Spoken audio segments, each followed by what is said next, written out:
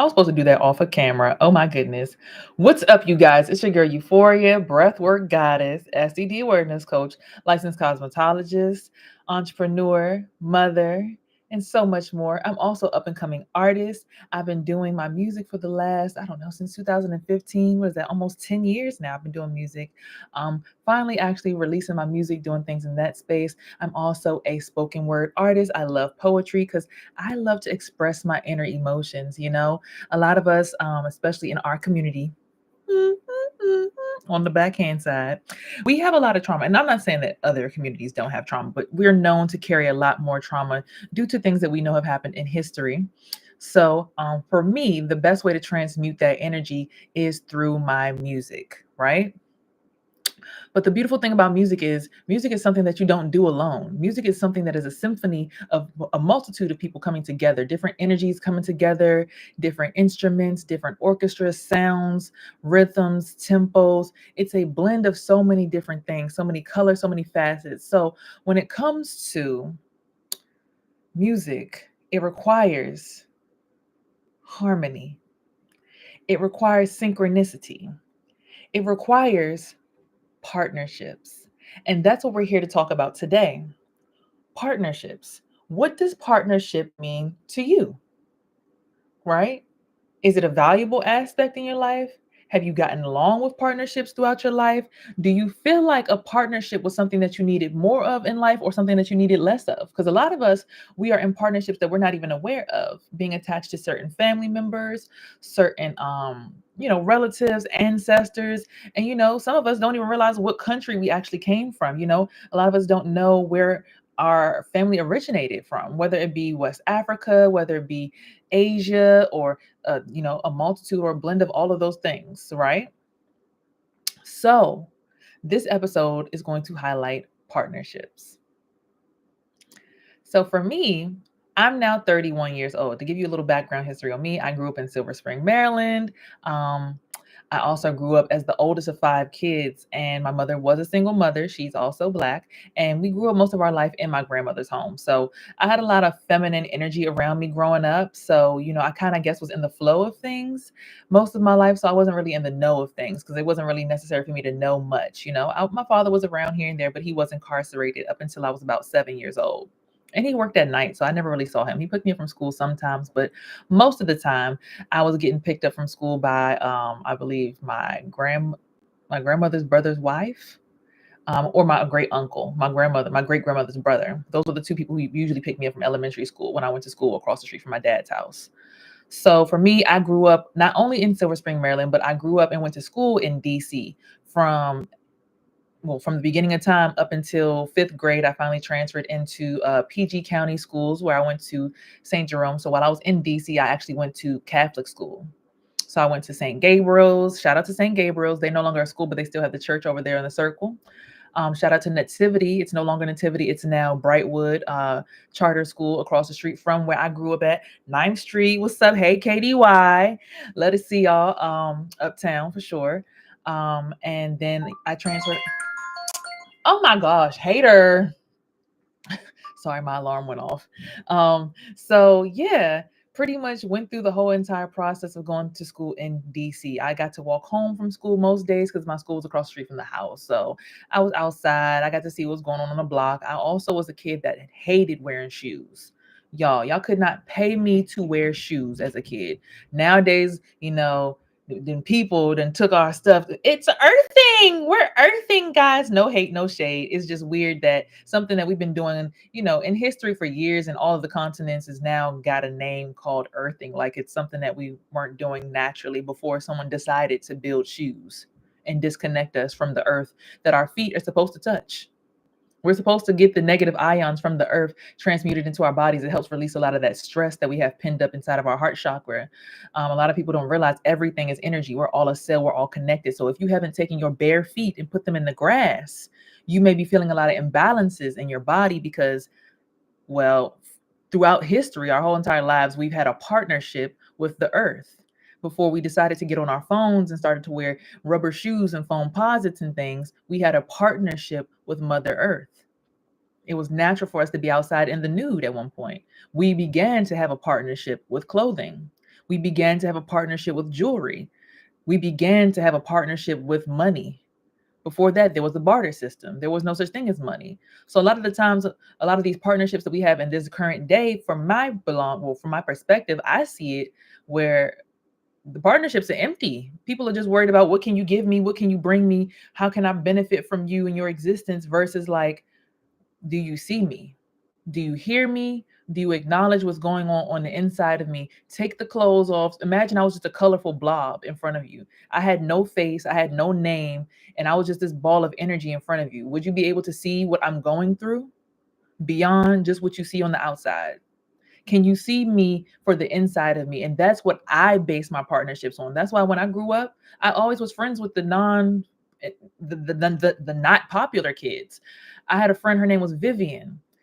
I'm not gonna lie to y'all. God, Vivian, if you ever watch this, I'm so sorry. I saw your sister at Bus Boys and Poets, and I'm not saying this to hurt your feelings. But Vivian had a Jerry curl and it smelled like fish, boy. It stunk so bad. But Vivian was my friend. Vivian was my ride or die. I did not give a fuck what nobody said about Vivian. And please excuse me on this podcast. I do get real. I do curse. I do say what I need to say. But Vivian was my man's.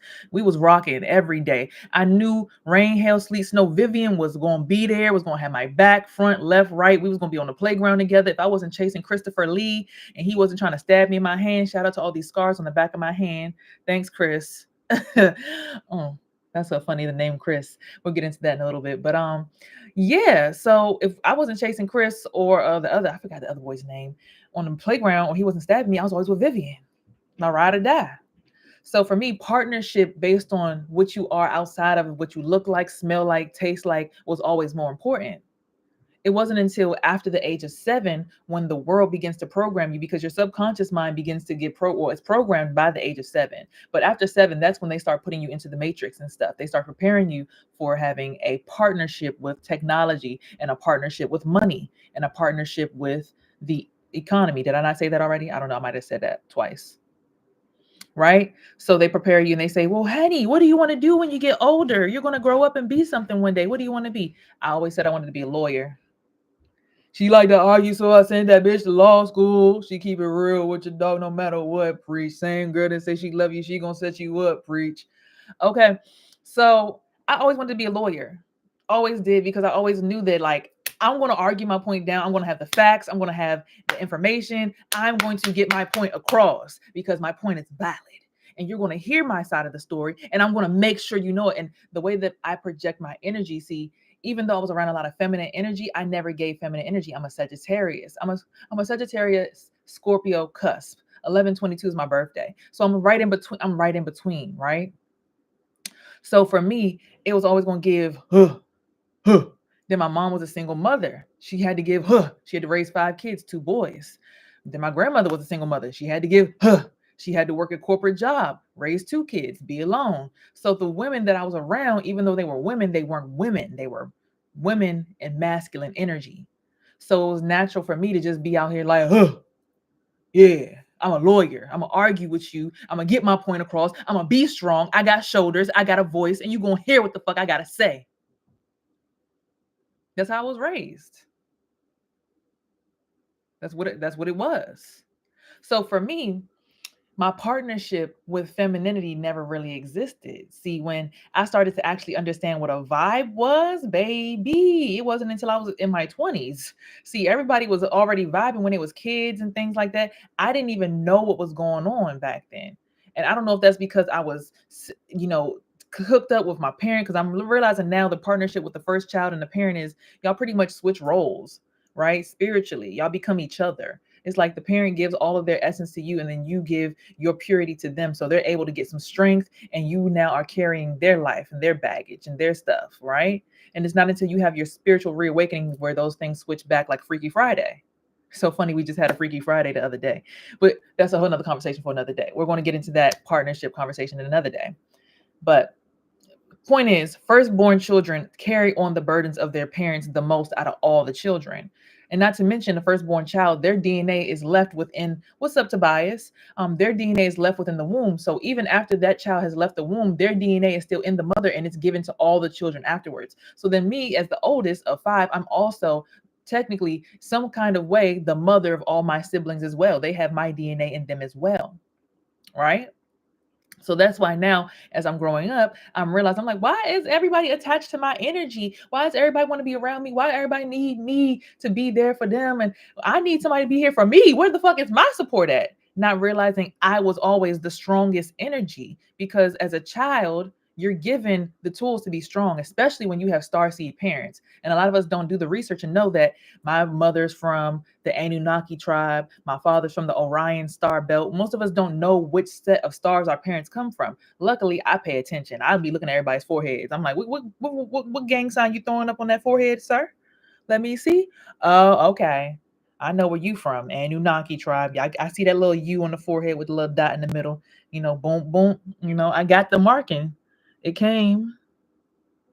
But also that's the Orion belt that the whole entire pyramid system is lined up with. When you look at Orion, it's dot, dot, dot, just like how these marks landed on my forehead and on my finger. So I'm marked by both of my parents. Plus, there's another forehead marking that goes like this, right? Also associated with Orion. But again, we'll get into all of that stuff on another day. We're still talking about partnerships in this particular Thank you. I appreciate you talking about my curls. Yes, I've been natural since I was 15. I cut all my hair off in high school. Another partnership situation, but we'll get into that later as well. So, partnerships, right? A lot of us get into partnerships when we're children and we're not realizing that we have partnerships with, like I said, grandma, mom, dad, this person, that person. We don't even know who we all linked up with. We just all linked up with. What's that mean? When we're in the club, we all fam. When we in the club, we all fam. Yes, I do yoga. Um, yes, I do. But anyway, we in the club, we all fam, right? That's how it's supposed to be. And usually when I go outside, I try my best to just put my differences to the side and just be a part of the fam. However, I've learned that based on what I want to do, just like Tobias just mentioned, I like things that make me feel calm. I like yoga. I like being barefoot outside. I like to eat fruit. I don't eat meat. Also, because I'm herpes positive. See, me, when I grew up, I ended up getting chicken pox at the age of 2. And then I ended up having shingles at the age of 10 because my brother, my main brother that I'm always talking about, he came with his chicken pox and it triggered me to have shingles at the age of 10. Most people don't get shingles until they're like later in their 50s, like as they're elderly, you know? So I experienced a lot of different versions of the herpes simplex virus or the varicella zoster simplex virus in my body early on in life. So when I got diagnosed with herpes and I did all the research, I'm like, oh, so I've been dealing with this my whole life anyway. This was meant to be. I never wanted to eat meat when I was young. Like my mom would make spaghetti and I'm like, I want noodles or just sauce. I don't want meat. I always was that kid. I don't want to eat scrambled eggs. I want egg whites. I want fried egg whites. I always wanted to eat different than my siblings. I don't want to eat what they eat. I just want to eat rice. I just want potatoes. That's just who I was. I naturally had always been that way. So to have a partnership with my siblings sometimes is a little off-putting because it's like y'all don't like the same stuff as me. So y'all energy, y'all's frequency is different than mine's. And that's what I'm about to get into. When it comes to, do you walk barefoot? Yes, I do. Wow, cool. I can't. That is not mine. What's not yours? So when it comes to frequencies, we got to understand that, you can't play 93.9 and 95.5 on the same radio station at the same time. You're going to end up with static, right? My mom is a barefooter. She always was. And that's beautiful. See, and when you know yourself, you can't, no one can tell you who you are. You have to know who you are as a kid. And that's why I started the childhood trauma release ceremony. I built that as I moved back into my family home. Excuse me. So for me, right, I realized that I was different from my siblings a long time ago. It wasn't out of me being bougie or anything. I just knew that, like, okay, when I was young, it didn't hit like it's hitting today. It was more like I saw my mom was raising 5 kids and she needed some time away from me or from something. I'm like, well, if I could take the load off of her by going to another parent's house or something like that, then so be it. We're going to do that, right? I'm going to make sure that she gets that time away so that she can, have that time away. Excuse me. So that way I don't have to really deal with seeing her go through so much because I understood so much as a young kid because, again, as a firstborn, you become your parent So I'm literally watching her, and I know what she's going through. I'm knowing about her financial struggles. I'm knowing about her emotional baggage and stuff like that. So for me, it always gave, I can't be around this. It's not, it's not healthy. Excuse me one second, y'all. Mhm. So for me, my partnerships are more meaningful. It's not just about me, um, it's not just about me saying I'm better than a group of people and I don't want to be around them because they're below me. It's more so along the lines of I want my frequency to be matched, meaning I don't want to have to push you out of my aura to feel myself. I want to be around other people that make me feel like my best self because my goal is to be my best self. See, some people, their goal isn't to be their best self. Their goal is to just get along with whatever's going on and just go with the flow. I left that.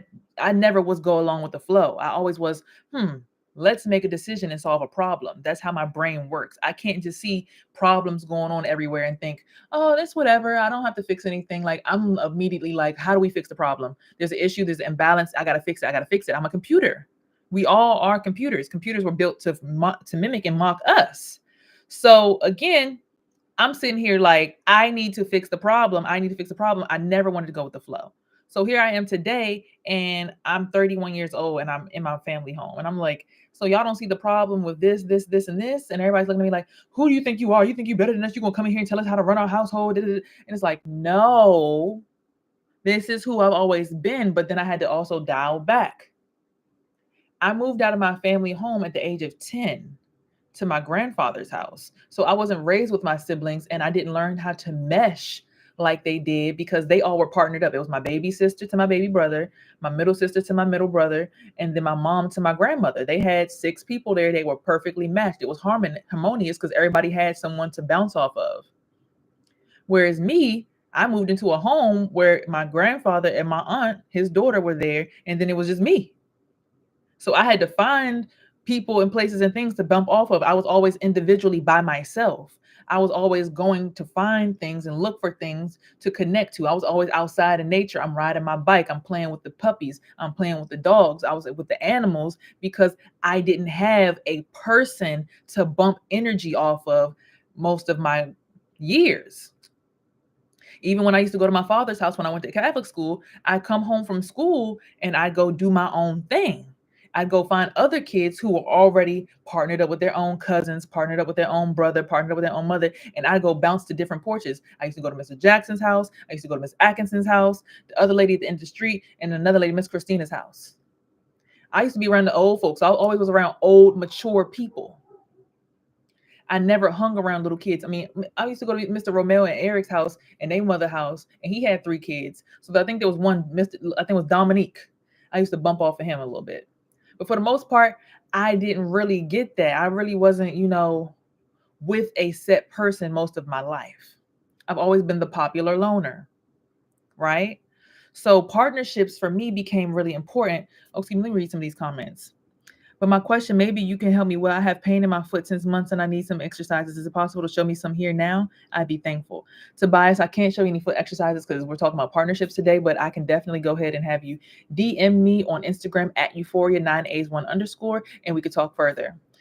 Or you can message me on here if that's possible, but if not, meet me on Instagram. Excuse me. And I'm probably going to put my email. I think my email's down in the description below as well. All my information is there if you want to contact me or book a one-on-one. Okay. I do one-on-one consultations. I do breath work, meditations. I'm a hairstylist as well. So I got so many different things. Just click everything. All my information about me is down below. Right. But yeah, I never had the chance to really bounce off of one person. So when it came to in-depth partnerships, I never was that person. I've always been a dissociated individual. I've always been a detached individual because no one ever gave me something to attach to. I always was pushed off. My mom had to immediately get to work because my father he's locked up since I was 3 months old. So I never really had that time to sit down and connect. My grandmother, she had me as a baby. Boom. She had to go to work. I'm getting dropped off with my father's workers, and my father was a pimp back in the day. So I'm getting babysat by some prostitutes, So I'm learning vibey energy real young but not knowing what it meant and what it was supposed to go for. So, when I was a kid, I would grow up and it's like, oh, I'm getting this feeling in my pants about this boy, but I'm only thinking like, I'm only charging it to, I like this boy. I'm not charging it to, this is a nurturing energy or anything like that. I'm charging it to, I like this person. It feels good. This means I like somebody. This means that this means, you know, woo, versus like it's just a nurturing moment and this is how we share energy in order to keep each other emotionally supported. And then I also never had a male figure do that for me. Maybe my grandfather might have been providing me with it, but he was more so worried about his daughter than he was me, because his daughter and the mother custody, stuff like that. So he never really had the time. No man took the time to focus on nurturing me. So as I get into this elder position and I'm looking to be supported, I don't really know where to look for that support from. So when my mom eventually in high school, I do move back eventually, eighth grade year. And then I go to high school. My mom meets a man when I was in eighth grade, and we move into his home when I'm about 13 years old. And of course, I'm a 13-year-old girl, so I'm finding out stuff about myself. We're moving into this house, but he has 3 kids. His daughter, she's older than me. She's moving out to go to college. So I'm pretty much taking her whole entire bedroom, like her bed, her everything. He's like, if she got clothes in there, she left them behind, she probably don't want them. You can go ahead and go through that stuff. And I'm thinking to myself, okay, woo, more clothes. All my stuff got sold in storage when we was living in my grandmother's house. So now I finally get to get some clothes back. Yay. Like, I'm not thinking about, oh, this is her property. This is like, I'm just thinking like, oh, he said it was okay. I'm trusting a man because this is what I'm thought that I'm supposed to do. Excuse me 1 second, y'all. Ooh, excuse me. So, yeah, this is my first time to experience what it's like to be harmonious with a male, a strong, secure male figure in my presence that's also catering to my mother. But have you mind still, the other 4 kids are already partnered up. He has 2 sons, they're already partnered up. And now she's partnered up with her husband. I'm still the oddball out of the situation. I still don't have an individual person to connect to focus on the partnership aspect of being connected to other humans, right?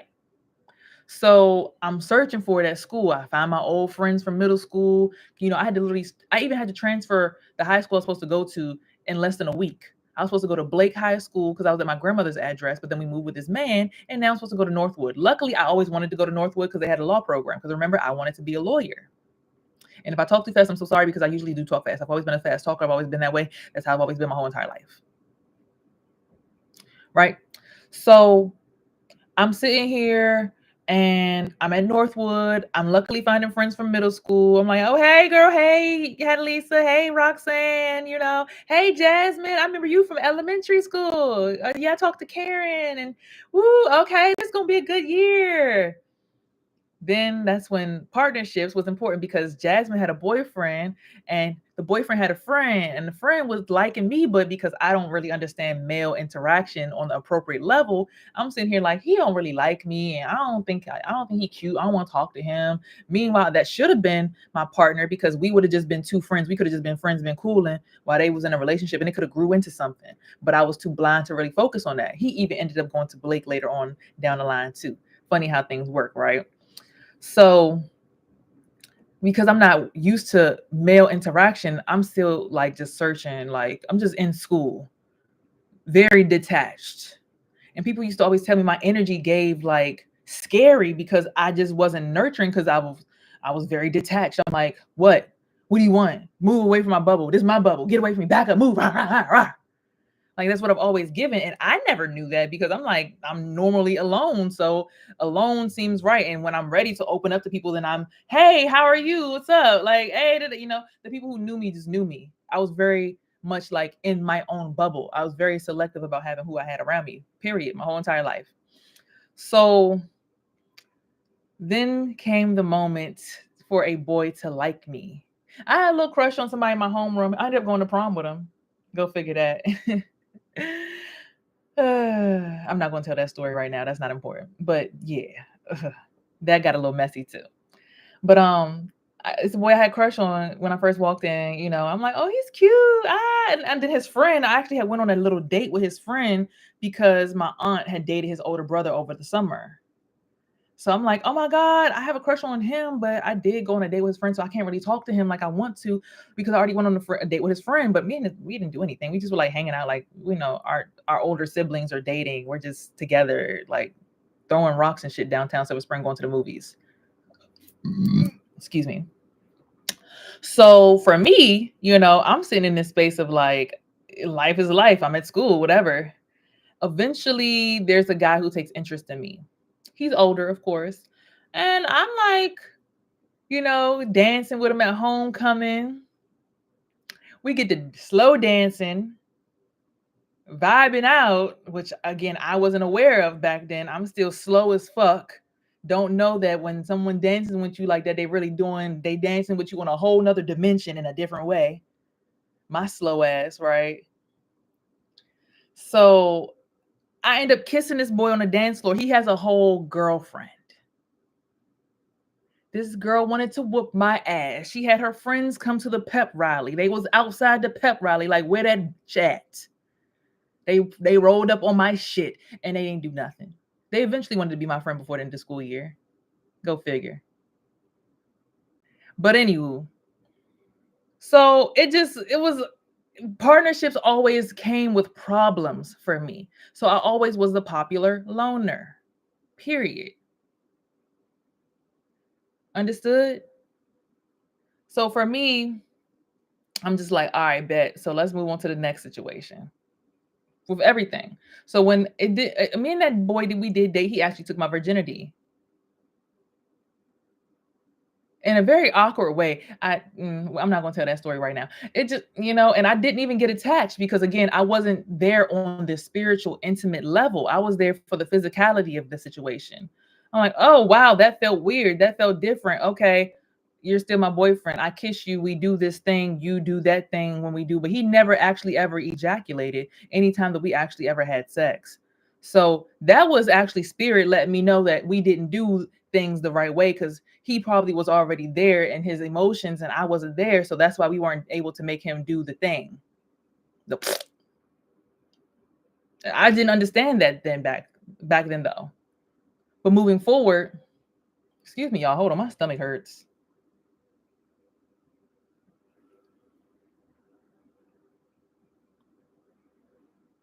So back then, and again, right there, like my stomach hurting like that, like I don't, that's some kind of male presence. I don't know if it's one of the males that I spoke about thus far, if it's somebody who's walking over top of my head trying to connect with my womb, but that presence alone is painful for me because I'm not used to it. I didn't have a father that was really like, moving with me through time. So for me as a woman to hold space for a man, it never felt appropriate because it's something I was not programmed or taught to do. Usually, us women have a good relationship with men in masculine energy because our fathers are doing that for us our whole entire life. From the time we're born, we connect with them, they connect with us, and they hold us on their phallus until they give us away in marriage. Hence, what this whole entire Unk sign is all about, the womb and the phallus and connection.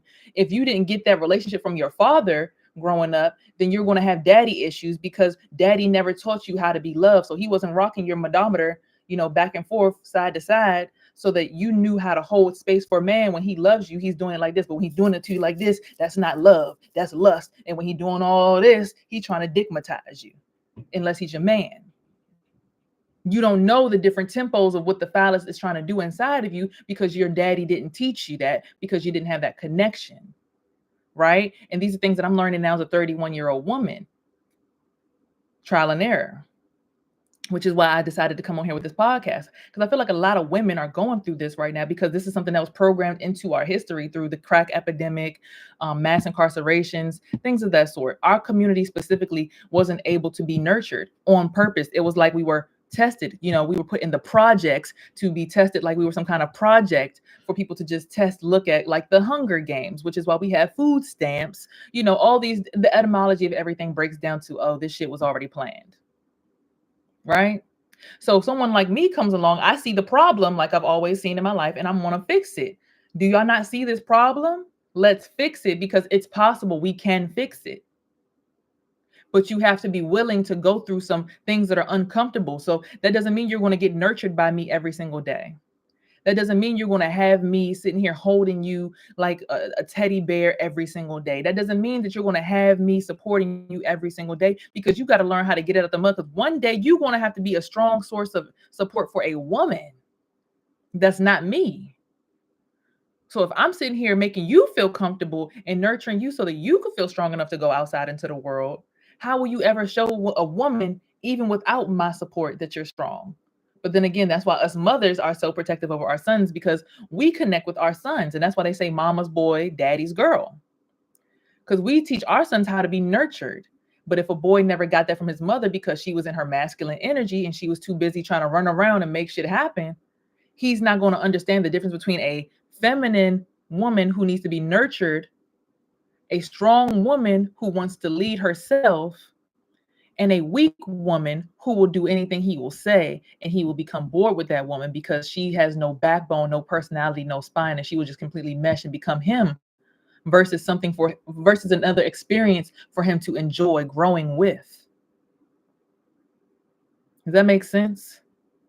You need to be nurtured by your mom. And if you didn't get nurtured appropriately by your mom because she was too busy trying to run and look for love because she wasn't being nurtured, then you are left with a lack of love. So then you're looking and lurking and lusting pornography, sexual pleasures, things of that sort, material gain, material wealth, being involved with all the things outside of self instead of wanting to go inside and understand those energies, instead of understanding the heart chakra. Yes, anime can teach you a lot, but if you don't understand your heart chakra and what it's supposed to feel like when it's pure, what it's supposed to feel like when you connect with someone who's healthy, what your throat chakra is supposed to feel like, how it feels to be aligned without someone else fucking around in your spine, how it feels to stand alone as an individual. If you don't take that time to get into solitude, you don't understand what you bring to the table. You don't even understand how valuable you are by yourself. You think that you're just a pawn in this game when the whole time you're holding structures together.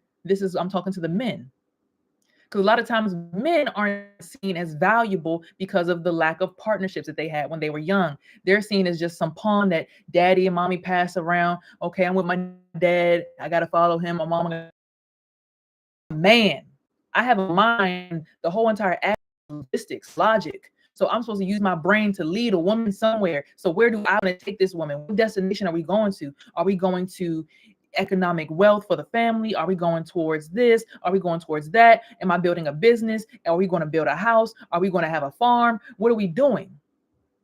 Where are we going? And what is the plan to get there? What are the logistics? What are the tools that I got to use to get there? When I'm not at work, what am I looking at on the internet to write down so that I can give these logistics to my woman and tell them to her, and then her womb can nurture the idea, and I could plant those seeds in the womb of her mind and the womb of her actual womb, and they will grow and actually multiply into something. That's what partnerships are. That is the value of partnerships, even when it's not sexual. See, a lot of the times we get into partnerships nowadays because we want to have sex, because it feels good. Ooh, the vibe. It's so swirly. It's so wavy. Oh, he got big dick energy. Oh, she got that golden coochie. She got that bomb pussy. We don't be thinking about the aspect of what it means spiritually to be in the relationship, because you have to be able to lead a woman somewhere, and a woman has to be able to want to follow and receive. If the woman doesn't want to receive, you can't force her to receive until she's ready to do it. But y'all have to come together and have a contractual agreement, something spoken, something that is spoken. So for both of you guys to understand. Now, what's understood doesn't need to be explained. Yes, we're nurturing each other. Yes, we have common goals. Yes, we have common things that we want to get done. But if we can't even communicate in person and have a conversation about those common goals, how are we going to get there? Even if we both want to own land and build a house and do all of this stuff for the family, if we can't have a conversation about it, and you can't show me what you know about it, what your credit score is doing to get it, what aspects, what rules, what principalities, how are we going to do it? How are we going to do it? Now, of course, me being a strong woman, sometimes you do have an alpha female who will find a beta male, and the alpha female will find, because I've done all the research. I'm like, okay, well, land, you can get it from a land bank for $1,000. Okay, this is the company you go to fix my credit for this. Do you have the good credit score? Because that's how it worked when me and my brother moved in. He had a better credit score than me, but I had all the money because I was working a job. I was an entrepreneur. He still was making money, but he had the credit score that got us in. It was higher than mine. I still had a decent credit score. It was like a 590 or something, but they wanted a 6 something at the time. And me raising a kid by myself because his father was in prison, I didn't have the best credit score, but I knew how to get a bag. Oh, baby, always had 3 jobs, always had 2 jobs, always was getting money. Never was a broke bitch, ever. Since I had a baby, I didn't play. My son was 2 months old, I had 2 jobs and was still in hair school. Then I got a 3rd job and was still in hair school. And his father was in prison the entire time. He came back home, my son was 9 months, still working all my jobs. You understand what I'm saying? Actually, I got the 3rd job when he came home. Right. I got the 3rd job because he went to the interview with me to get the 3rd job. He didn't get it. I got it. No shade, no hate. It's just I got I got personality where people are like, oh yeah, I can see her from my brand because she has personality. It exudes from her. The energy, it comes out of her. She could be a face to the brand. She brings something that other people don't bring. So when people around me stop seeing that thing that I brought and stop, letting me know that I brought it and started treating it like it was just something normal because they were used to it.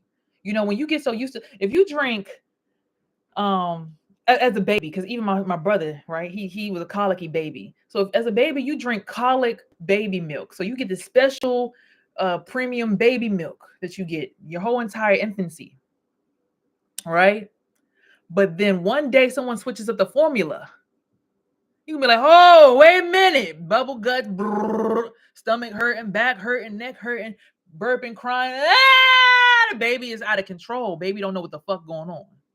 Because baby was used to this thing. See, everybody around me was so used to my formula, my energy, my sauce, my essence. So when I got so tired because no one was pouring into me, and I finally understood that, I finally was able to see that, and I had to pull my own energy back for myself so that I could replenish myself to be able to be of use to people around me. Everyone started looking at me like, who the fuck this bitch thinks she is?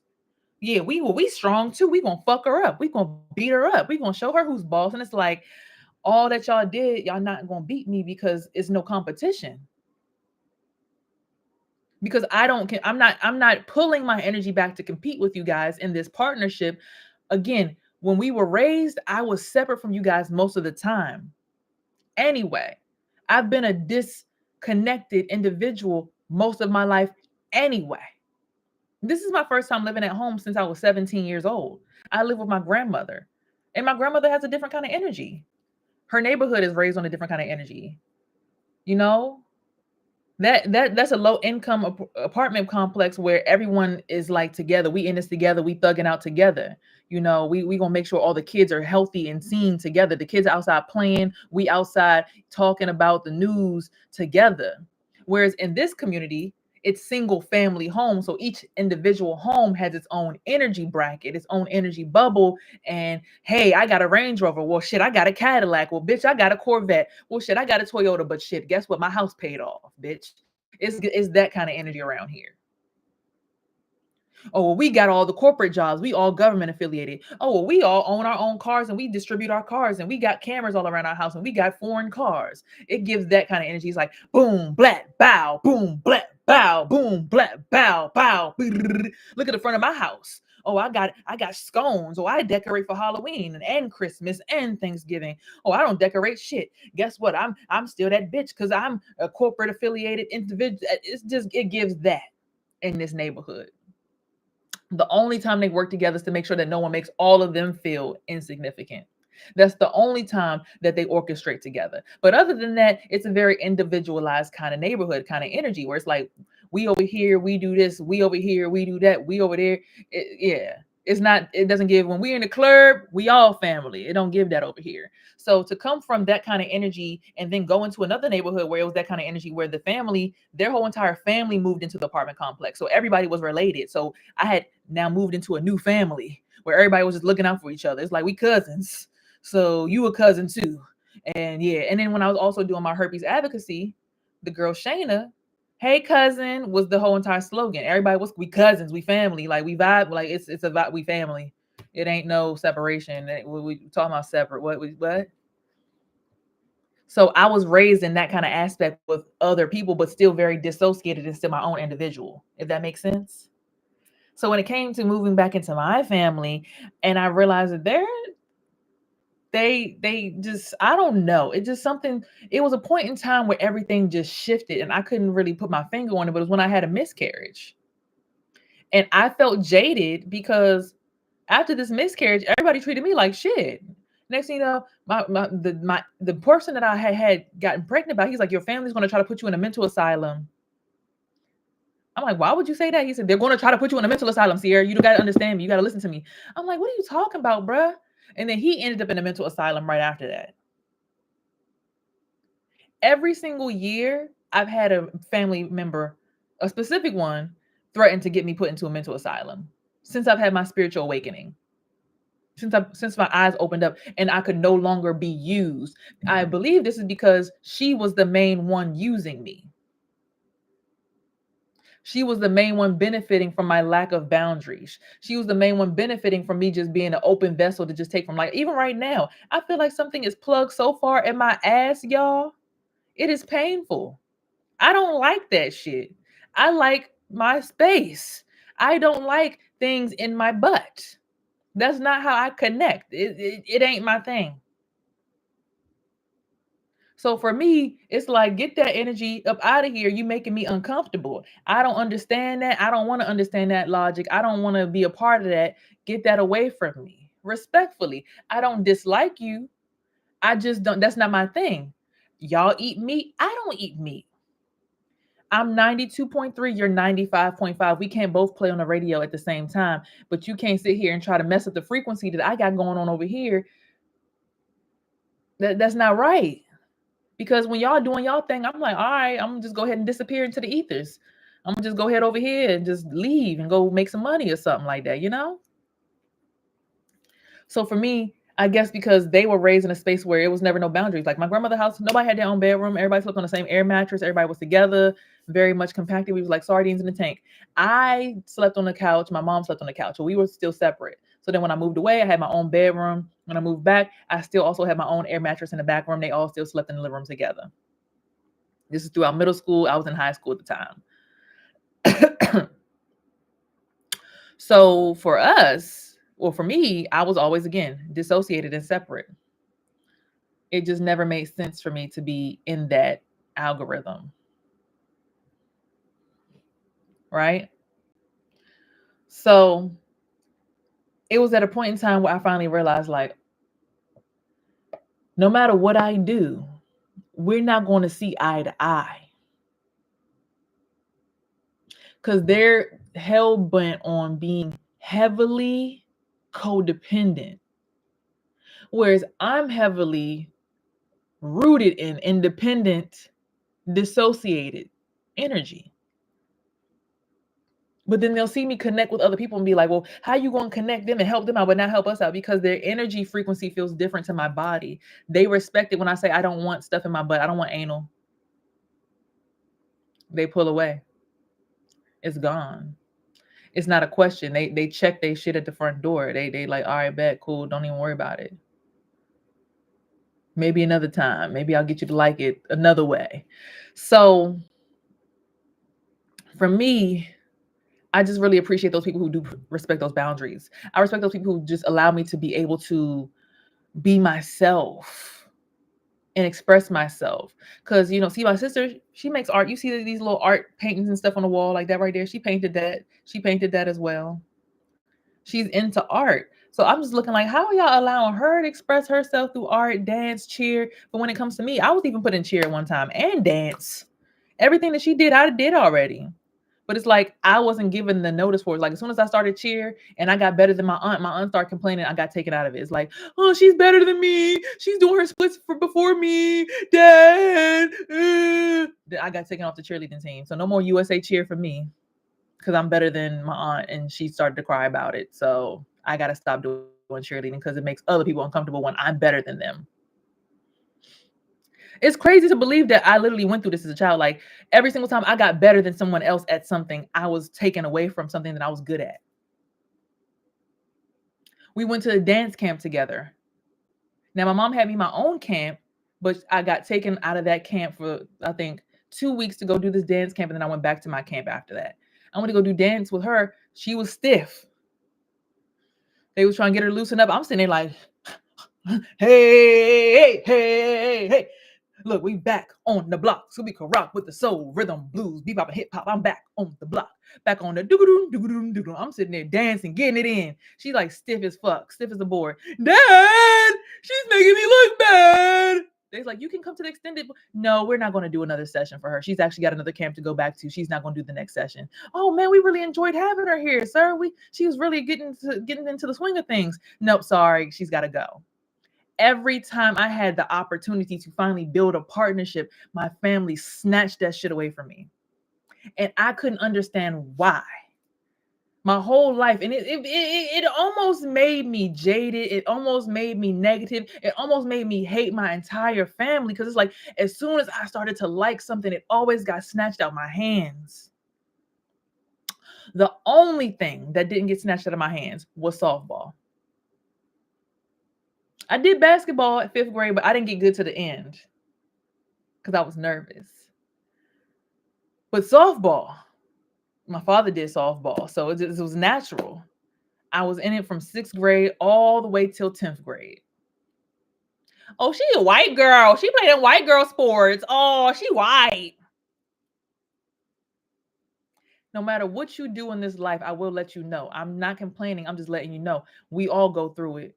Whether we're confident today, unconfident the next day, we all go through ups and downs, left, right, ups, down, back, whatever. We go through it. As long as you was confident what you're doing, you're going to get good at it and be great at it.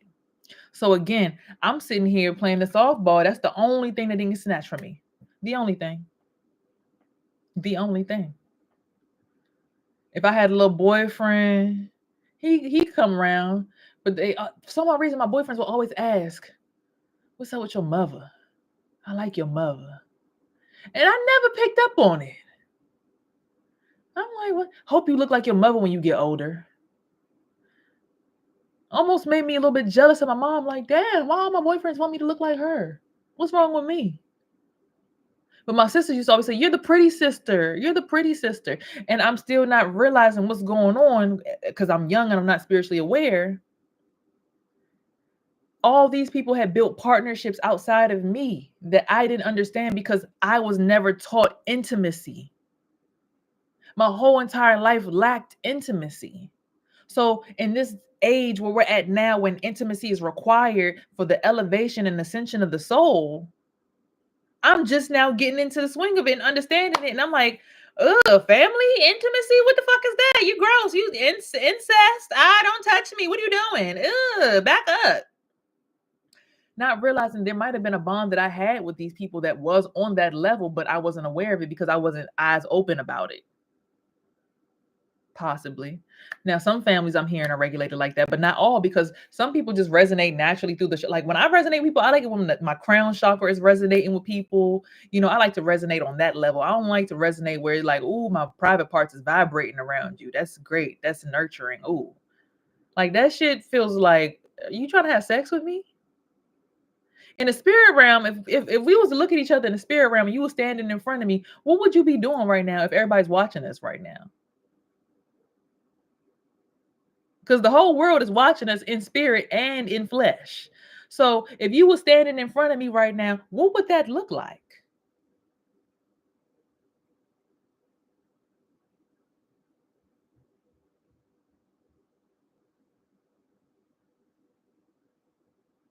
That's not okay.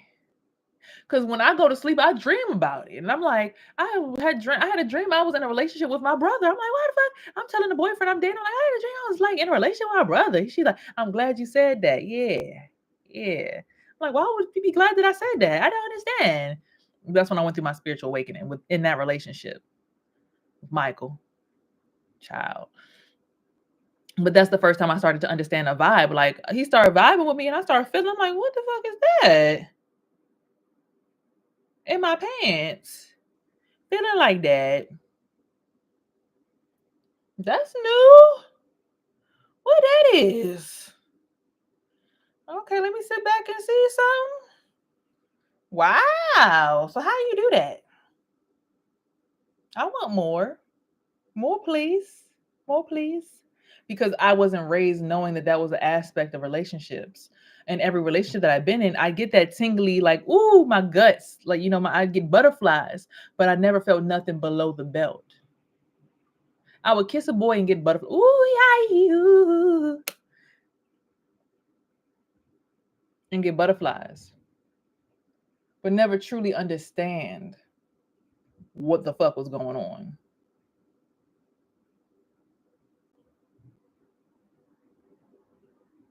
So to be in a space now where I'm in a family where it's like I can see what's going on behind the scenes. I'm seeing people swing knives into my third eye.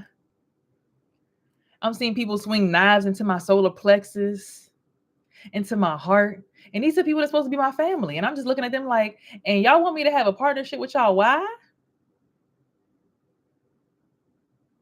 You've lost me. Because I thought partnerships were supposed to be mutually beneficial, where we discuss what we're both good at and how we can be assets to each other.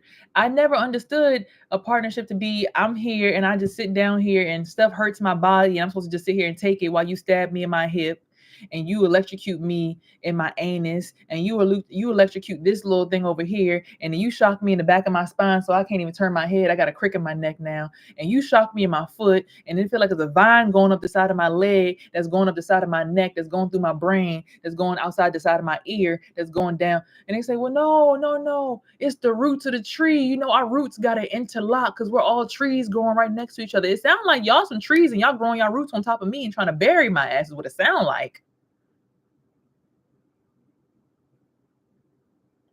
It sounds like unhealthy parasitic attachments to my aura that don't allow my light to shine as bright as it should so I could meet people who are on my energetic frequency. It sounds like you don't want to do the work.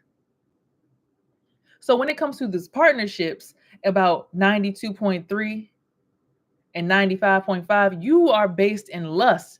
Like it's literally people standing all around me right now. Like they're just quiet, but I could feel them. Like I feel stuff rubbing on my clitoris, going back and forth, like rocking the boat back and forth. I feel something sticking me in my ear. It's something shocking my hip over here. It's something sticking me in my neck right here. And I'm just like, what is this? Because it don't be feeling like this with everybody. It feel like this with family. It don't feel like this with everybody. But then doom doom doom doom, it's electric. Doom doom doom doom, it's electric. Doom doom doom doom. Growth ain't supposed to feel good. But I'm definitely gonna make sure I have everyone on my team that I can count on for something that's going to be mutually beneficial to us both. I don't want to only come around and every time I come around, I'm lifting you up and you ain't picking me up nowhere. I don't want to come around and the only way you can pick me up is through sensual energy. Yes, sensual energy is healing energy, but sometimes I just want a hug. I don't want all that extra stuff. I've been so overstimulated all day that I'm trying to unplug all that stuff and just sit down in my own energy.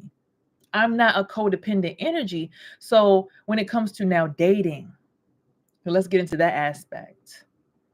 Now we're talking about dating and someone's gone through all of this stuff and now they want to find a husband and they're actually a decent energy. Like they have pure intentions. They want to build a family. They want to love. They want a husband. They want to grow, do the long road with somebody. However, they've had to go through these partnerships that didn't make any sense, no explanation, gaslighting, narcissistic relationships where someone wants to have the power dynamic and they never want to let anybody else on top of their crown. So they just keep on stepping on people's heads and, putting people down in low positions, not realizing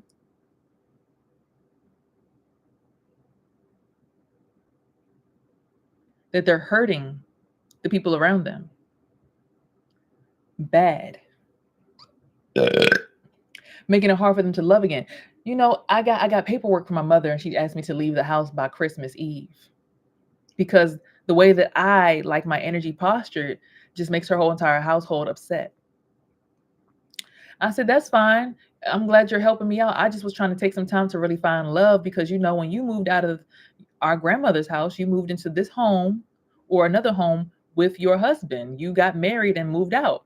So I would assume that it'd be time for me to do the same. So I'm not going to lie to you. I have been working on dating as well as getting my life together and seeing if I was going to, basically, I'm realizing this chapter of life requires partnership. So am I going to be building with a person who's more platonic, more relationship based, more romantic based? I'm trying to really weigh out my options at this time. Is it going to be corporation based? Because when I try to do it based on business And then a relationship came with that. That shit went so bad, I ended up losing my whole entire salon, everything. The guy said I owed booth rent that I told him I didn't even want to be in the salon. I wasn't even there. I just simply left the stuff there because I got into a car accident. It's not like I said, I'm going to just leave my shit there and they just going to hold it for me. No, I had gotten into a real actual car accident less than a block from the shop. That's God right there letting me know, yeah, it's time to go. It's time to go. They took my wigs. They took my salon shampoo bowl, my chair, my mats, no, I don't think they took my mirror. I still had my mirror. But my wigs, my products, my color, they took all my salon tools. My shears, I had $700 shears in there, Hattori Hanzo shears. I had years of investments that I have stolen from me from someone who's supposed to love me. Someone who was supposed to get into a partnership and respect me. This man took years. I've been a hairstylist for over 13 years. My son is 13. I've been doing hair since before I had a son, but professionally had my license since 2015. My salon diploma was in there. This man took my accomplishments that I had for over the last 10 years and stole that shit. And then in a space where I'm thinking my family would support me and try to help me get it back, they just sitting here laughing at it. And then assisting this man to have access to my energy. Almost as if they created some kind of partnership with him to team up and hurt me with this man. So when it comes to coming out of a partnership like that, and I still got it in me to find love with somebody, still got it in me to be a good-hearted person, still got it in me to want to find someone to want to do life with. But I'm carrying this baggage, and this family is like continuously like, no, you belong to us. You can't go nowhere because you don't know how to make good decisions. Y'all help me make that decision. My brother, lock in with him, lock in with him.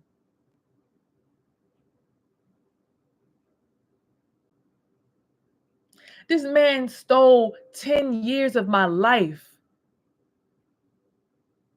All the while, he thought he had me pregnant at the time. So for me, going through that trauma and still finding it in my heart to find or want love, and then still finding someone who's willing to wield that metal with me, wield that hard exterior I had to build in order to even make it up out of that shit. Because baby, I ain't gonna hold you. I thought I was going through hell. I really thought, I'm like, did I do something wrong? God, what did I do? I tried to come here and build business and continue my business to take care of my son. God said, I need you to sit down and realize some shit about some people around you. I need you to look at some people. I need you to start holding people accountable. I need you to take some receipts. I need you to pay attention to how all these people treat you in this moment so you understand why you never had partnerships with these people from the beginning. Okay, God had something to say. God said, I need you to see these people for who the fuck they really are.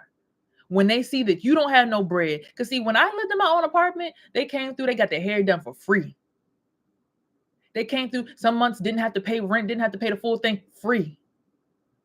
I paid all the utilities. I'm like, look, hey, you help me with the credit score. Free. I had $10,000 saved up. You know, God was like, you worked your ass off all these years having a kid. You got unemployment right here for you. 10 bands, bong, $900 a week during COVID. I got that because I worked my fucking ass off from the day I started working since my son was 2 months old. Not no fucking handout. I had to work hard for my shit. And then to see people in my face disrespect me and spit at me as if I was some kind of fucking virus, as if I was some kind of fucking issue, some kind of fucking problem. And then want to talk about partnerships and want to have access to my son and my energy and in ways that don't make me feel comfortable. I'm feeling anal penetration. I'm feeling electric shocks in my womb. I'm feeling mutilation. I'm feeling all kinds of stuff. I can see with my third eye what the fuck is going on. All kind of dark arts being done to me. Wheels spinning over top of my head. Knives hitting me in the top of my head. People stabbing me in my neck. And it's a community of people. The whole family teamed up against me because I don't know. My brother kept coming to my house. He kept saying something like, "She got to kill her mother in order to get what she wanted in life." I got to kill my. What are you talking about? I don't got to kill. Who would even do some shit like that? I ended up having a dream where my mom ended up getting sick when it was time for me to elevate. But it wasn't because I did no spell work. And I think she went and started lying, telling people I did spell work on her. I don't know nothing about no spell work, y'all. I just always been a strong powerhouse. So when I start cutting people off and out of my energy, they started to finally understand how valuable I really was. Because again, when you drink that colic milk your whole life, that top tier Similac, and then someone switch you back to the regular formula, that regular whole milk, and you realize that shit give you bubble guts, that shit fuck you up, that shit ain't pure, that shit got pus in it, that shit is dirty, you gonna realize who the fuck you should have partnered up with. I'm sorry, y'all, I'm getting emotional. Because this season of my life really had to bring me up out of some shit that I really didn't even understand what was going on all around me my whole life. I'm sitting here not understanding why I'm having dreams, feeling like I'm having sex with people, and I'm like, do girls have wet dreams? I don't think that's appropriate. That whole shit stopped for years. As soon as I moved back into the family house, my son started having wet dreams. I'm starting to have those dreams again. So I'm like, oh, it's an energy up in here. It's some kind of Leviathan, Jezebel, kind of some spirit up in here. It's some kind of sex addict spirit up in here. I don't know who it is. I ain't pointing fingers, but it's something up in here because it only happens when I'm with y'all. Oh, now it's starting to make more sense. Because your sexual energy is your life source energy. So when it comes to these partnerships, God was like, I need you to see how valuable that energy you got between your legs is and why you shouldn't give it to everybody. Why it is top tier. Why, yes, you do have golden coochie. Yes, you do have powerful puss. Yeah, you got pussy power. That little pussy got some power. Power. Whatever the song, however it go. Yeah, you one of them. You one of them powerhouse women. You one of them. You a goddess, ma'am. In your own divine way. You might not swirl like everybody else. You might not swirl like everybody else. You might not dance like, but something about you is different. And you need to know that. Because when you pull that shit away from people, you see how different they act. They start thinking, I'm doing spell work. No. I'm just pulling what belongs to me back, what you've been feeling entitled to your entire life. You felt like you were entitled to access to these parts in my body when these are my body parts for me to get my soul's mission done. You have to deal with the shit that you got in your car. That's like me thinking, oh, my muffler or my car fucked up. Look at this bomb ass Ferrari. I'm about to go take a piece off the Ferrari and put it on my car. My fucking hoopty. No, it don't work like that. You got to do the work and buy a new car. You got to do the work, meaning you got to fast, you got to eat clean, you got to wake up, you got to have a schedule, you got to find what the fuck you're even passionate about. You don't have no passion because you're giving your sexual energy to porn, to coworkers, to random people at the grocery store. You don't know how to have no fucking boundaries because you were trained in that fashion. Because a lot of people in our family have been trained to not have boundaries because of the way slavery worked. There was no such thing as boundaries back then. So that is still imprinted in our DNA to this day.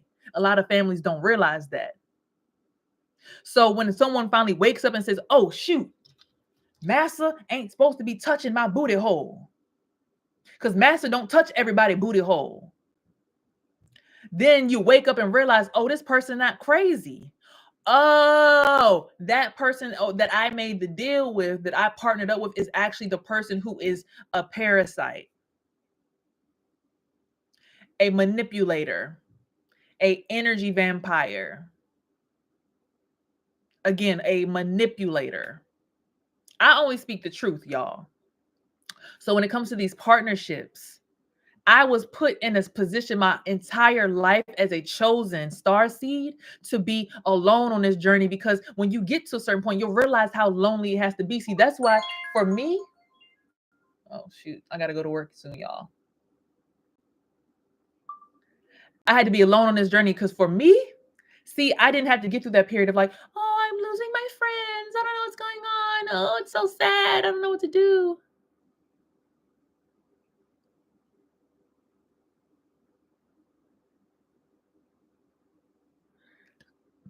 Because I never had real friends. I never had real family. Everything was transactional. Nothing was about love because of how we've been programmed in America, which is a corporation, not a country.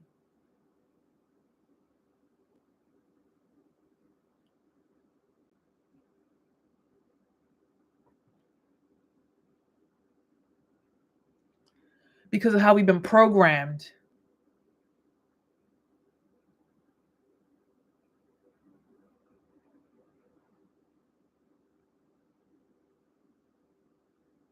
Is that clear? That this was all a game? And the game was for us to learn to work together, not continue to kill each other. But see, even the elites, they have a thing, their whole entire doctrine that they literally say they will be broke and not know. We will be rich and they will be able to do nothing about it. But until the day they learn to work together, we surely will be outnumbered and they surely will win. The elites have stated that themselves, these secret societies, these secret families, the families that run everything behind the scenes, they've already stated that if we ever learn to work together, they surely would lose the battle. Because we surely would have enough finances and resources to say, first off, Bill Gates, why is he owning 30% of all the land in America, all the farmland and agricultural land? Why does one person own 30%? And if the richest man on the planet, or one of the richest men on the planet, is owning 30% of your country or your corporation that we live in, why are you not trying to match that energy quickly versus trying to compete with Louis Vuitton purses, Gucci cologne, Ferragamo belt buckles, Chanel perfumes, Michael Kors this. Y'all motherfuckers are so lost in the sauce, y'all don't even realize these motherfuckers is buying all the land. And then when we turn around and they own all the land, and then they say you can only go to the grocery store on Monday and Thursday, and you can't learn how to make food stretch because you've been so used to ordering out food, and all the food that's ordered out is fake as fuck. Shout out to SpongeBob for that episode where they shot out the gray mass and then spray painted it, and everybody was eating fake ass food instead of Krabby Patties. Didn't they tell us that they're growing chicken in labs already? But you too afraid to take some land in your backyard and dig it up and grow some potatoes?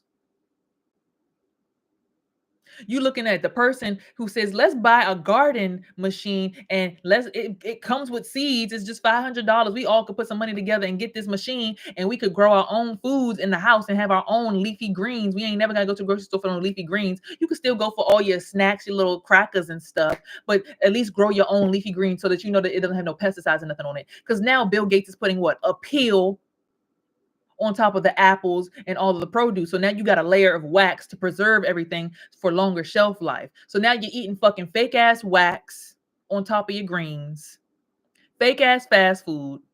You're too lazy to grow your own food, and you don't own no land. It sounds like we quadruple fucked out here, but we too blind. We want to compete with each other about, oh, I want access to your private parts, and I want to use that to go get money to go buy me a fancy car and buy a nicer ring with more diamonds on it and a new pair of glasses and a cool watch that I could lie about the insurance about it and get some money on insurance and do insurance fraud. I want to do all that instead of listen to you, which is literally you're doing exactly what all the rich people are doing. The people who I want to be like, they're doing what you're telling me to do, but I'm not going to listen to you. No, no, no, no, no, no, no. I'm going to continue to keep using my time for money, which is not getting me anywhere because the prices of everything continues to go up, but I'm still only making the same amount of money because I'm on a salary that is controlled by the position that I hold at a corporation, instead of being an entrepreneur where, oh, it's a new season, guys. Prices are going up. So instead of your retwist being $100, your retwist is now $150 because I'm also doing steam on your scalp. I'm also adding in essential oils. I'm doing something. I'm massaging your shoulders. I'm doing something to add more to it, but you know I need a little bit more money to pay these bills. But I can do that because I've been doing this craft for over 10 years and I got licensure in it, and I'm an entrepreneur and I own my own fucking business and I make my own prices. See, that's what partnership is about. You got to know who you're rolling with. This is why I don't want to give access to my body to people who don't think right, because you're thinking about buying fancy shit like BMW cars that take premium gas that ain't. I need an electric car. We moving towards electricity. I need to be able to plug my car up somewhere. Now, I still do want a car that runs on gas, which is why my car is a hybrid. It runs on gas, but as long as you make it coast, it'll charge itself back up and it won't use the gas. And you can get 60 plus miles per gallon. So I could go about 50 miles per hour and then just simply let the car coast. I could even put it in cruise control and then I'm not using any gas. I didn't buy my car just because it had cute interior and that was peanut butter color. I bought it because it had some aspects and attributes that made me think about the future. It only had like 18,000 miles on it when I bought it. So it still only has like 50,000 miles on it right now. And it's a 2019. It's 2024. You get what I'm saying? Like, okay. So I've always been a future thinker. So I want to be in partnership with people who are future thinkers, who are forming and building the future. We're not sitting here stuck in the present moment trying to impress somebody about some shit that happened yesterday. Fuck yesterday, bitch. Yesterday gone. If you had more money than me yesterday and you one up me and your car was more fancy than mine and your watch was bigger and your chain was nicer and your dick was bigger and your bitch had a fatter ass and she had better titties than my bitch, so the fuck what, nigga? I need to be partnered with somebody who's thinking about, hey, bruh, we gotta get this money. Look at that. They trying to cut the wisdom, y'all. They trying to cut the wisdom in the middle of the child. So what, bruh? I need to be partnered with y'all because y'all think about where we going. What is the plan? Because in a few years, there ain't gonna be no land for nobody to own. There's a family that owns 600 acres in Georgia. They're trying to tell them that they want to take away their land and their farming stuff. Nah, nigga, we need to figure out how we can help them. Maybe we need to move on their land and move on the perimeter of their land. You know what I'm saying? Like, people come together. You got something that I need. I got, we here together on the 600 acres of land. We can help you out. We all live here. We don't want you moving nothing around. We can pay property taxes. We can get equity out of the land. You're not coming through here acquisition and nothing. This is the whole community. It's the whole society. We standing in power together. But people be so crazy. We're not standing with her. She's crazy. So put her in a crazy house because she doesn't want to get $1 million and shake her ass for society.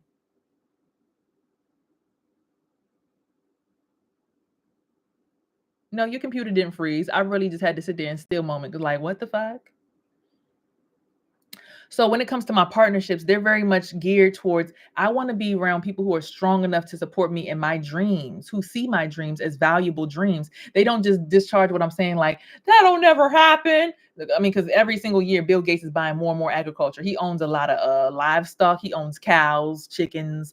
How is it that he's smart enough to use his money to do it? But when we get the opportunity to get a big bag, we sit here and buy TVs and air fryers and rice cookers and watches and drawers and tennis shoes.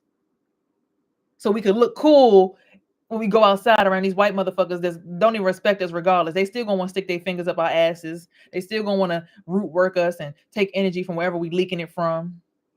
They gonna test all of our weak points so they can have access to us. It ain't even about race. It's just about classism, honestly. They sitting here walking around with Wrangler jeans on and some New Balances that look like marshmallows, with a polo that looked like it came from the thrift store and got $1 million sitting in their account. They sitting around here driving Corollas from 2001. They got the paint chipping on the side, but they shit all paid off at their house. We be fucking stupid. I ain't gonna hold you. Sometimes we be stupid.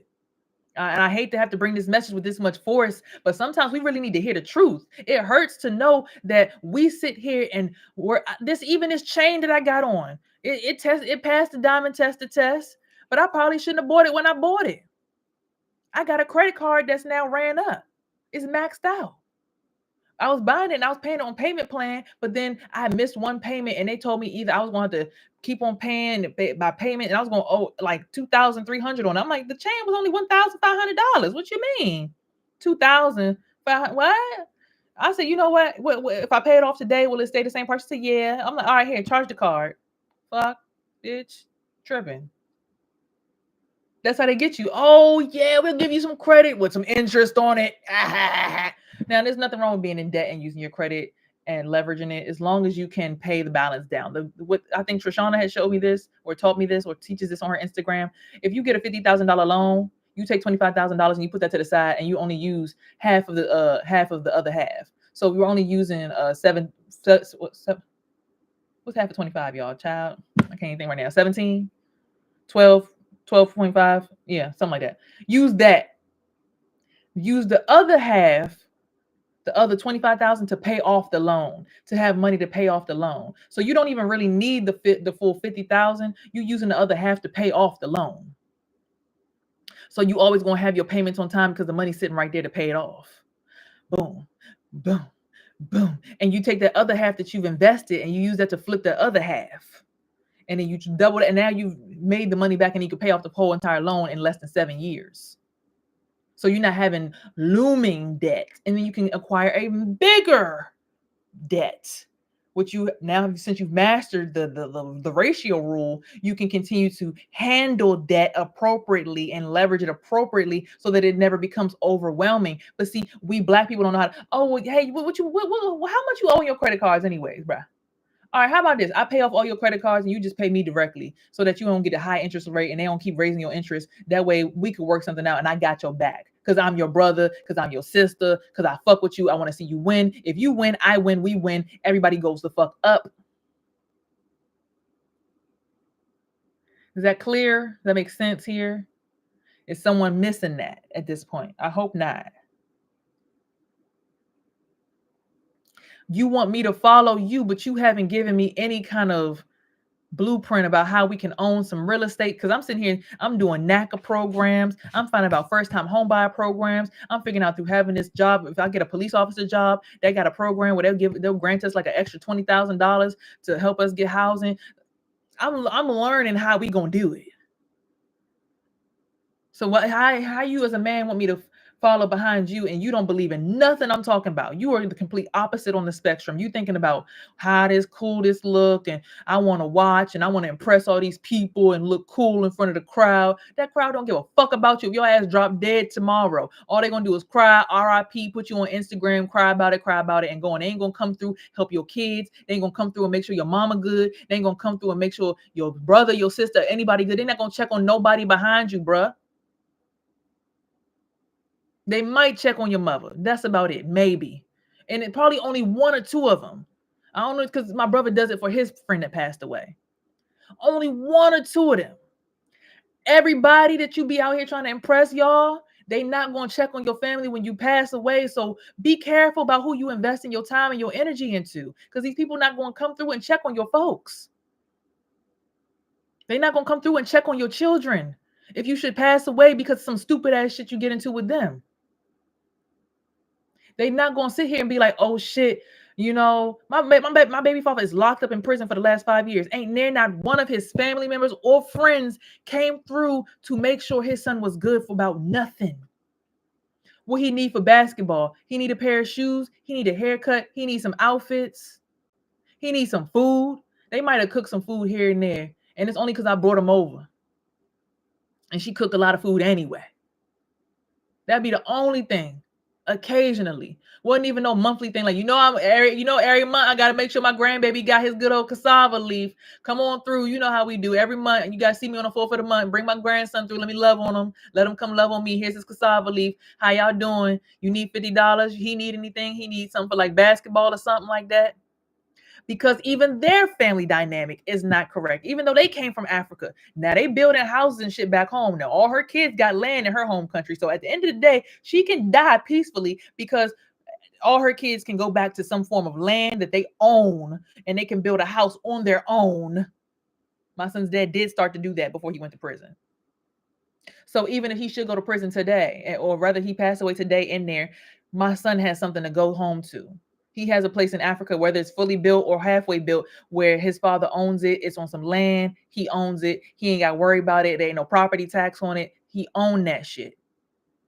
That's what this shit is about. It has nothing to do with impressing your fucking neighbors. Your neighbors don't give a fuck if you die tomorrow. Them niggas will piss on your grave. They'll be, damn, I'm fucking happy this evil bitch is done. They don't give a fuck about you.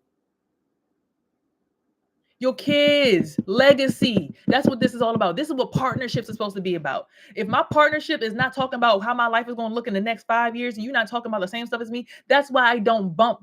That's why we don't bump energy. That's why I don't want to be in your lane, because your lane is, you're blind. Y'all about to crash out. Y'all going somewhere. Y'all don't even know where y'all going. Y'all driving blind. Y'all don't have no direction. Ain't nobody talking about trust. Ain't nobody talking about stocks. Ain't nobody talking about real estate. Ain't nobody talking about doing nothing that makes sense.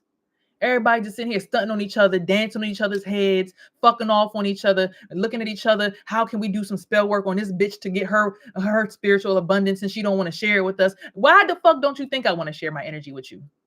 I know this went from very poised at the beginning to very now we're kind of in our ratchetivities, but this is when the passion of a Sagittarius, a fire sign, come out, because it's like, how you go from to okay, one day I have a miscarriage and now everybody on my back and want to try to put me in a crazy house, but I'm the only one with the correct vision around here. I'm sitting here telling y'all to do the same thing as the rich people. The rich people sitting here just looking at y'all like, yeah, keep on spending your money at our real with our our retail stores, and you just giving them your money.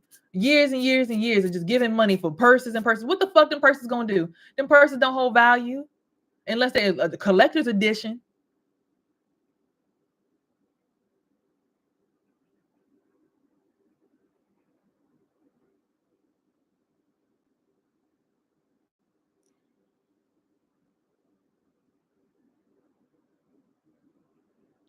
People really be missing it.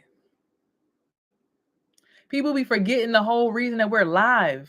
We're supposed to make it easier for the next generation. It's not for the next generation to bend down on their knees and suckle our toes and lift us up while we continue to appropriate slavery mentality.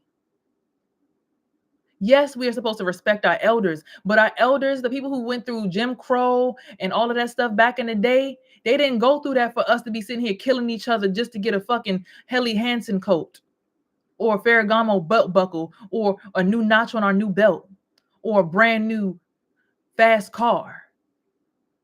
They didn't go through that. They worked the fuck together. They didn't even understand the same language.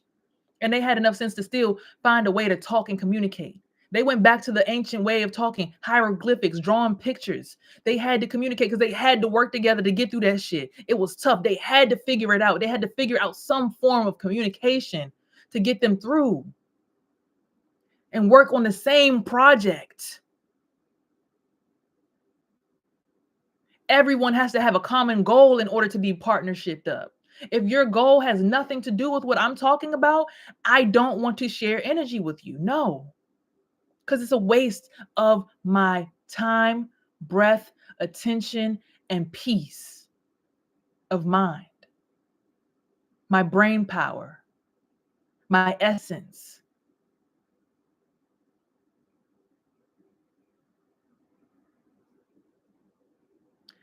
So I draw the line at that conversation there. We've been on here for an hour and 22 minutes. But partnerships have a lot more meaning to them than we like to believe.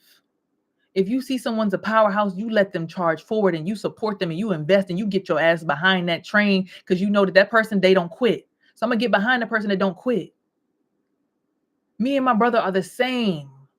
Yet we bump heads so much because he sees it and he's still on that, yeah, man. He getting it. His girlfriend, her major is based in what I'm talking about, but they still, yeah, man.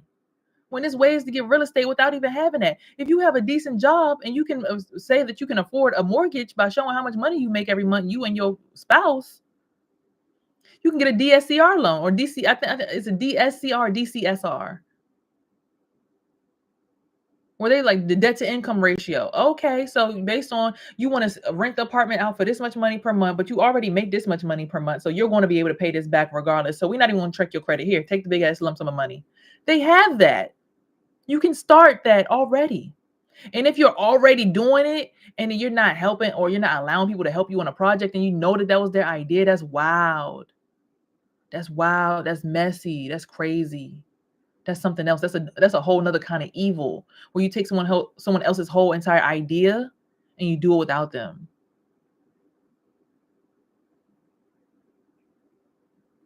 I'm just saying to you guys, man, partnerships got to be honest, true. The intentions got to make sense. This is why I'm not in a relationship now.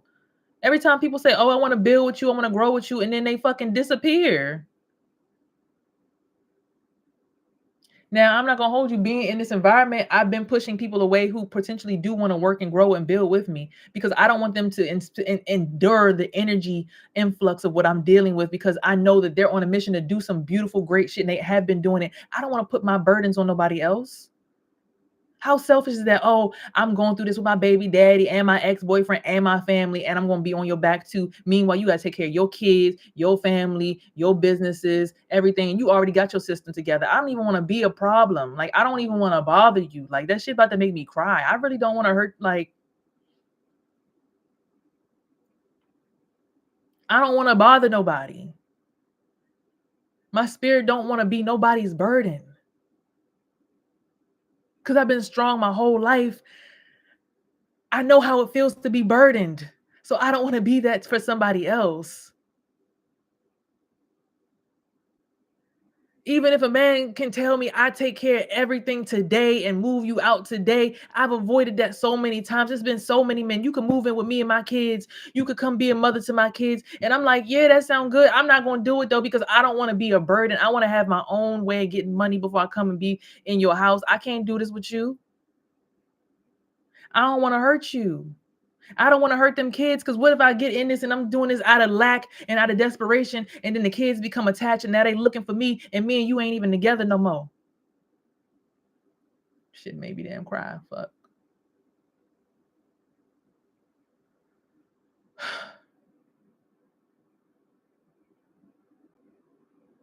I don't want to hurt nobody. That's why I push people away, because I know how heavy my shit is. But God puts his strongest shoulders on his strongest soldiers. Okay. So with that being said, I think that wraps up this conversation here today. It's clear as day, you know, partnerships only should come together when the intentions are clear. You can sit down and have a conversation about what these intentions are. If you can't converse with me about what your intentions are in my life, I don't want to deal with you. And I've learned that the hard way.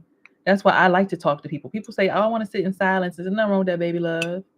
Now, I have learned that sitting in silence, I can hear people's thoughts a little bit better, connect to their pineal gland and hear what's going on inside that brain. That's some new shit. I ain't never did that before. That's beautiful. I love that shit. I like a person that could teach me stuff, because I like to learn. I love to learn. Y'all remember hip hop? Do y'all remember Hip Hop Harry? I love to learn. I had a question and needed an answer. Something, something, something from a hip hop dancer. Where do I go? Where do I look? Something. It's all in a book. I love to learn. I love to learn. I love to learn. Okay, I'm sorry. I'm getting into it too much. I like to learn. These herbs that's in here, I had to learn which herbs these were so I could put them together to help me cure and maintain my herpes virus. I'm an educator because I don't want to get with nobody and hurt them. Be like, yeah, I'm just going to put this pussy on you. And the whole time I got herpes, and next thing you know, this person running around with herpes. Child, no. I need to be with somebody who's also able to be educated and know that, because some people, they hear herpes and they run, or they hear herpes and they just keep asking about it. So if I touch it, am I going to get it? And it just make you feel awkward about your situation versus like really being able to be mature and learn and know through common knowledge that just because someone has herpes doesn't mean that they're going to transmit it to you. You can silence and put the virus to sleep in the body. Anyway,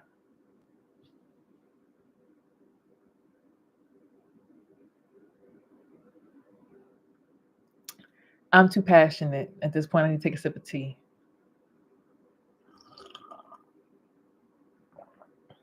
Oh my God. Woo. This tea strong, boy. Well, that's in the chill through my body. They say bitters are good though. Okay. This tea is for sale. It has wormwood, yellow dock, yarrow root, hyssop, hibiscus, nettle, burdock root, blessed thistle, as well as prickly ash bark and cascara sagrada. That's some strong shit right there. That's antimicrobial, antibacterial, anti-inflammatory, and anti-hemoth worm. And hemoth worm is the virus that actually propagates in the body and lays eggs within the nervous system or within the spine. So yarrow root directly attacks it specifically.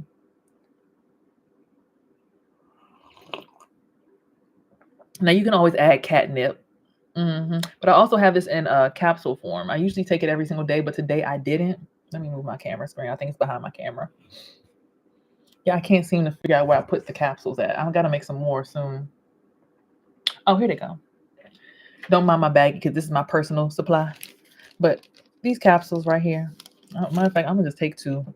I like this because the herbs are actually going to my body versus it being like a whole entire little cuplet of like herbs that's just going to waste. I feel like, the herb water is strong, but I'd rather have the whole herb to digest in my body. Should do both. You know what I'm saying? So I just feel like ingesting the entire plant will give me more properties from it.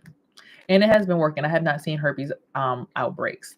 I felt like some were coming on inside my mouth, but that's because I was eating a lot of sweets around my period cycle. And during the period cycle, it's usual that you would almost get an outbreak because of the fact that the hormones are raging throughout the body, causing imbalances, and that can promote stress.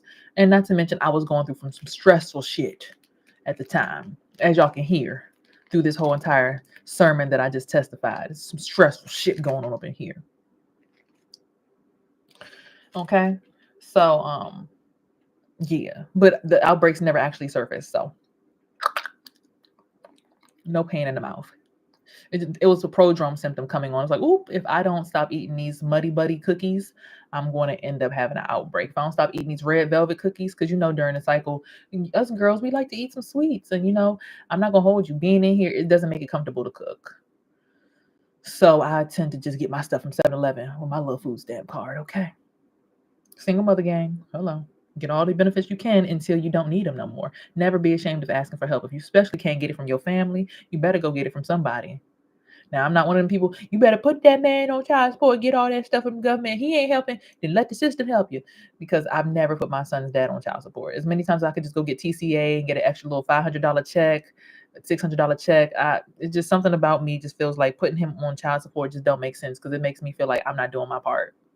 Because why do I need, of course, we know why I need it, but it's like, I don't want to force somebody to do nothing that they don't want to do. You know what I'm saying?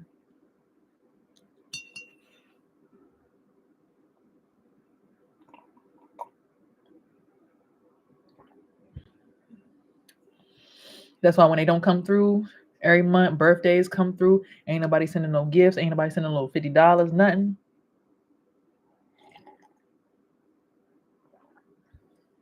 They might occasionally, hey, we going to the Dave and Buster's. You want to bring them with us? Sure. Of course. I need a fucking break. Where have you been? But again, I still, as a woman, realize it's not for me to push that on to nobody else. I'm one of the mothers where I'm like, look, I let you be in your kid's life all you want to. How you want to do a backflip in it, as long as you're not hurting them while they with you, sure. Now, them fathers that like to be smoking weed around their kids and smoking cigarettes in front of their kids and slapping girls' asses in front of their kids and cursing in front of their kids and taking their kids out while they go sell some drugs on the block in front of their kids, I don't fuck with that at all. That's a bad partnership. You set an example for your child. Children are impressionable. Don't do that shit. But if you want to be around your kid and you're like, I'm gonna go to the park for free because I ain't got no bread right now because I ain't had no sales this week. Use your time wisely. When you invest it appropriately, you get blessed.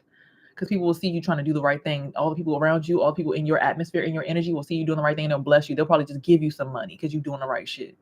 You know what I'm saying? Versus them seeing you take your kid out on the block, they're gonna look at you like, bruh, this, he still don't get it.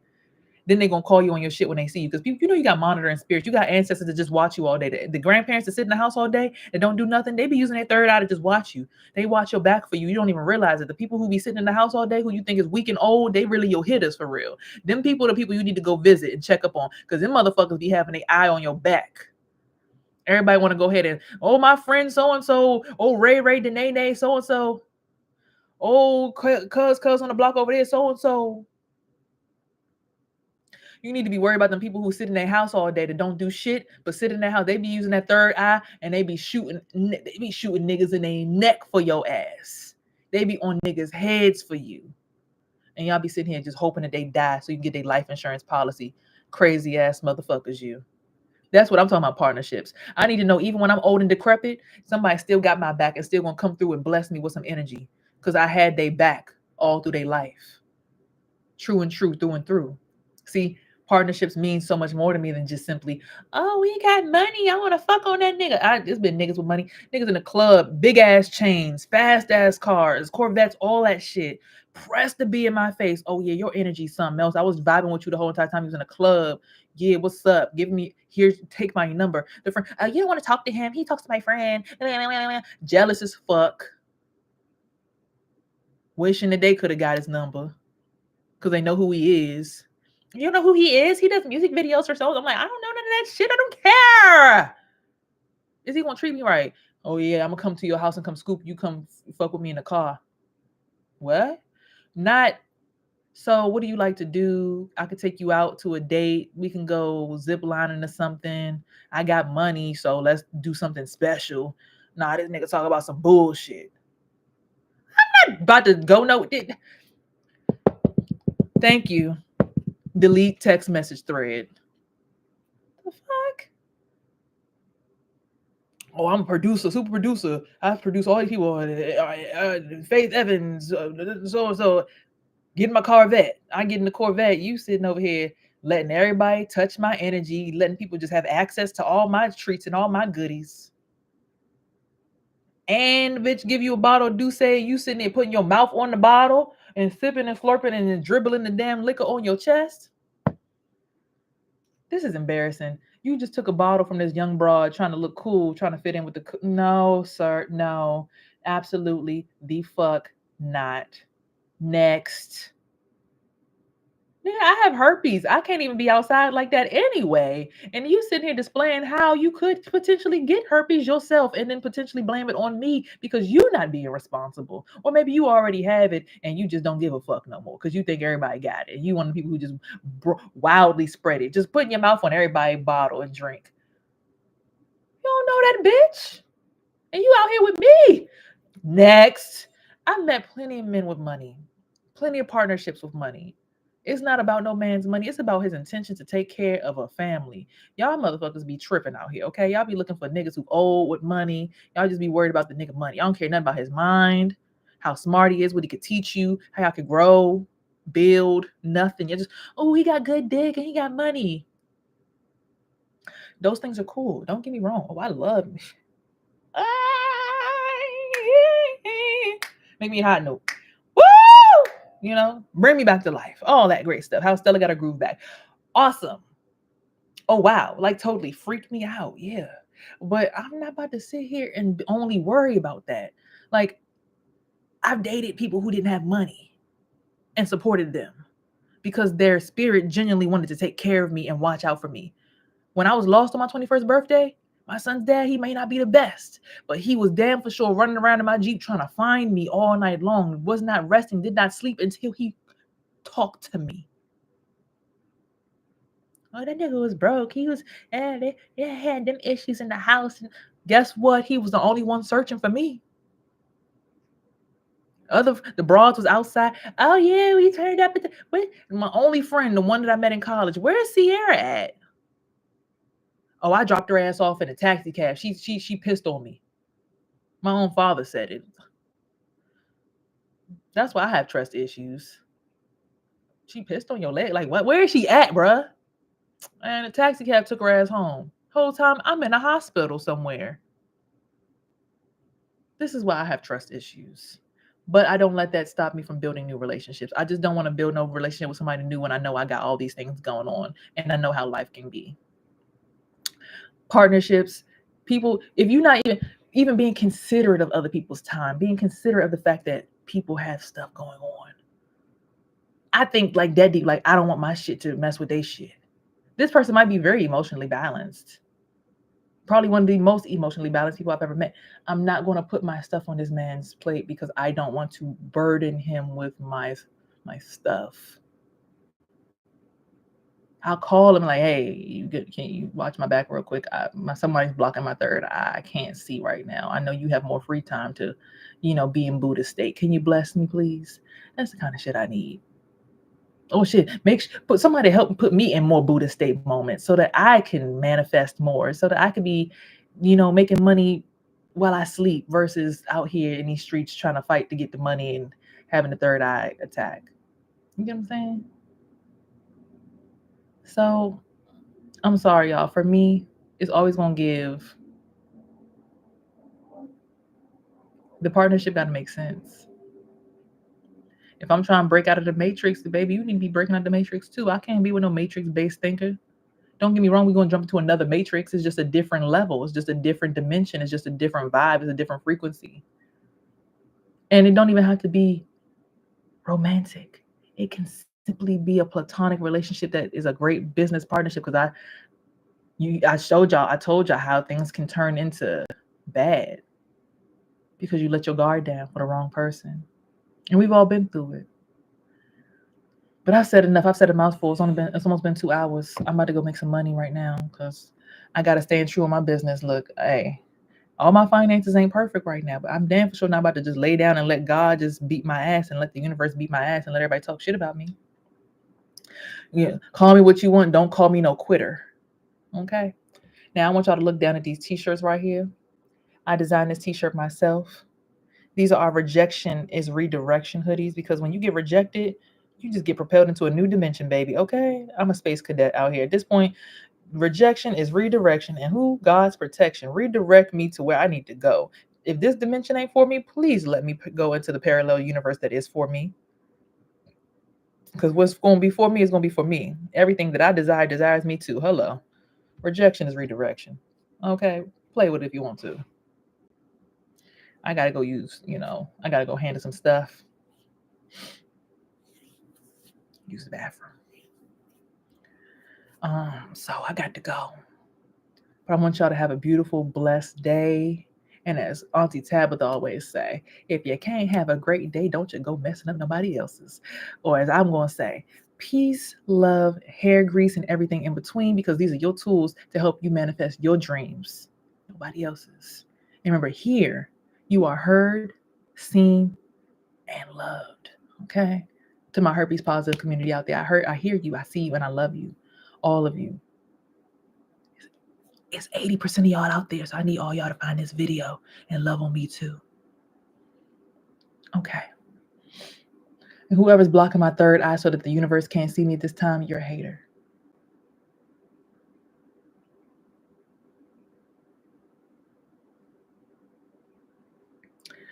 It's such a hateful thing for someone to do, to block my third eye so that everyone can't collectively come in and see me. But it's okay. I'll be out of this very soon. I know it. And I just want to say thank you to all those people who helped push me forward and push me through these moments.